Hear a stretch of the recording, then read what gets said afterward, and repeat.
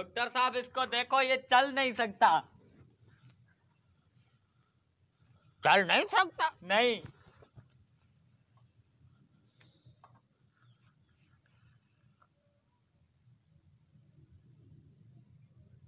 थोड़ा टुस्का मारो, टुस्का चेक करना है। ये टुस्का क्या होता है? नहीं पता? नहीं। ठीक है छोड़। इसको मिर्ची खिलाता है कि नहीं? नहीं। क्यों? मिर्ची में कौन सा विटामिन होता है? Vitamin C. वो कैसे? क्योंकि मिर्ची खाने के बाद बंदा सी करता है।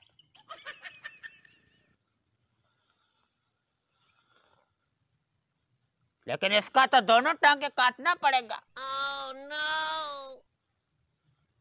लेकिन तुमको क्या हुआ? कल ही इस बेगरत को नया चप्पल दिलाया है, अब दुकान वाला पता नहीं वापस करेगा या नहीं। तुम्हारा भी अब जब दिमाग है ना, दिमाग तुम्हारा भी खराब हो गया है। तुमको जो है ना ये सिगरेट जो है ना, सिगरेट, हाँ, सिगरेट हम बोलता है छोड़ दे छोड़ दे। सिगरेट छोड़ने से इंसान का जिंदगी लंबा हो जाता है। तभी मैं सोचूं, कल एक दिन मैंने सिगरेट नहीं पी, दिन इतना बड़ा हो गया गुजर ही नहीं रहा था। इसलिए हम बोलते हैं छोड़ दे छोड़ दे।